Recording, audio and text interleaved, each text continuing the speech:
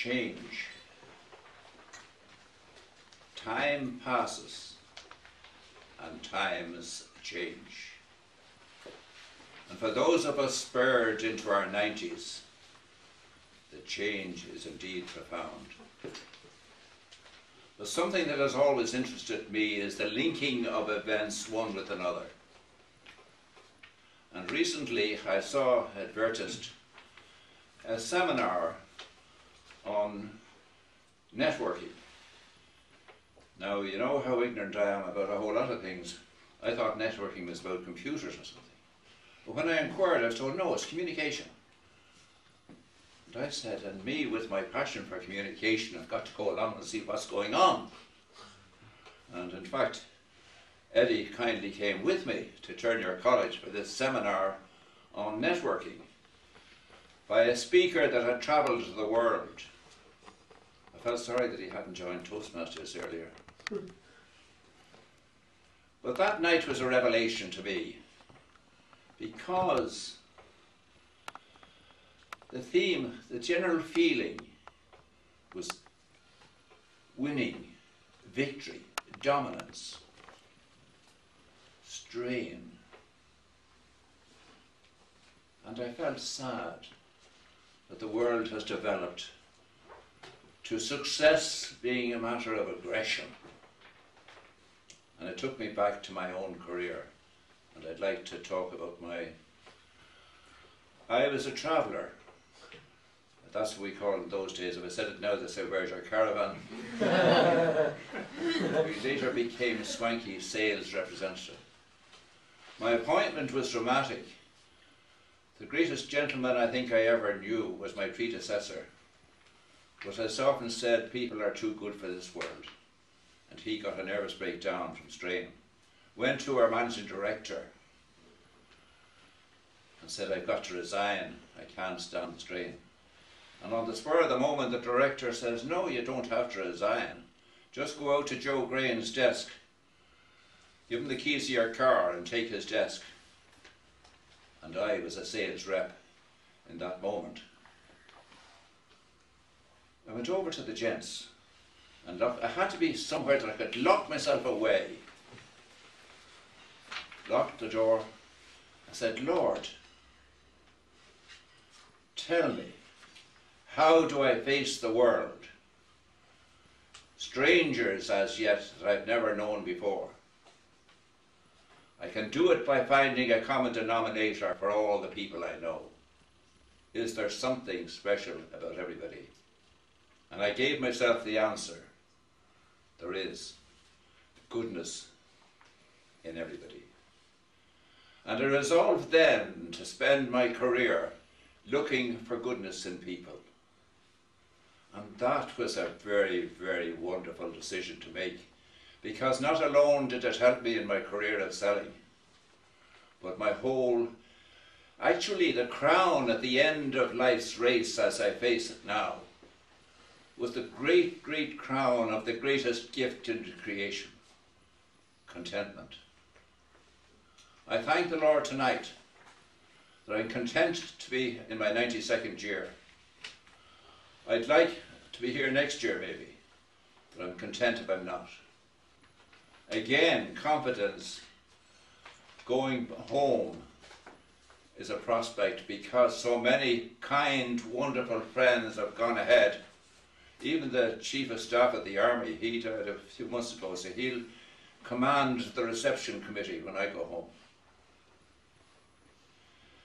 Really, what I want to do tonight is changed. Instead of a speech from me, I want to make it a session for reflection for all, everybody here. John Powell, my favourite author, said, until we see in the mirror of another's eyes something of our own goodness, we'll never be free. End of quote. But the quote only asked Joe Grehan a question. Free from what? And the answer I gave myself, the greatest evils in the world are envy and jealousy.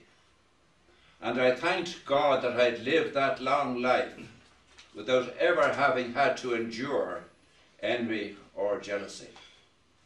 What a freedom! And is born of loving others and seeing the goodness in others. And if we see the goodness in others, it leaves us free to admire and be satisfied with a sense of equality. Because essentially, I think, the ideal to be achieved in life is a sense of, I am as good as everybody, but everybody is as good as me. That's a lovely freedom. I fear nobody because I love everybody. What a thrill for an old man in his 92nd year. And as I said in the topics, I've just been carried through that long life. And I'm fortunate. In my teens, my mother took me aside. She was worried about a fault. What's wrong, Mammy? You're too quick to love and trust people. You'll be hurt. I said, don't worry, I have it all worked out. What do you mean you have it worked out? I'm not so naive as to think that nobody will hurt me. But I have made up my mind that when they do, I will see it as a very small price to pay for my enjoyment of loving all the others. So, I invite you now, I pause for a moment, reflect for a moment on your own goodness. You're all good. Open your eyes, recognize it, and be grateful. And if you do, you'll have that freedom to love others and envy no one. My greatest author was John Powell, S.J. And you should, if you can, get a book. Happiness is an inside job. It will give you every reason to be as happy as I am today, thank God. And really, he said, no two people meet and part without change. The day I read that, I said, Lord, grant that in the rest of my life, that everybody I meet could be a tiny bit better off leaving me. If we all could try to generate that atmosphere. Just think for a moment, ladies and gentlemen, what a life it would be for all of us. We can make this world a better place, recession or nothing else. I mean, if you're just admiring people, loving people, that's the path to joy. And personal happiness is the greatest goal to which any of us can aspire. And I end really thanking you. I'm 26 years public speaking. As a matter of fact, I only thinking recently, when did I first speak in public? And I had forgotten that I was at 14 years of age. There was a little drama group, and I was lucky enough to get the part.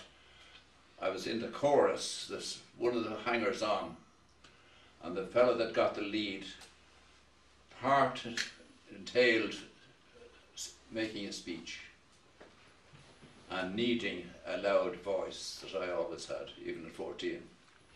And it switched, he was put in the chorus and I was given and by God, I enjoyed that speech. I have enjoyed speaking all my life because I love an audience. I went a couple of years ago to Kilkenny. They asked us to address a seminar on positive ageing. I was left down to King's Bridge, as I call it. A strong man lifted me onto the train because I was nervous. A strong man at Kilkenny to lift me off because I was nervous. And I told my audience in Kilkenny I'm nervous nearly everywhere until I face an audience. And then everything is fine because I'm speaking to my friends and I'm speaking in gratitude to people who are kind enough to love me. As I said earlier, I love being loved. And I thank you from the bottom of my heart. And if I live to be back again, fair enough. If I don't, will you try and come to the funeral?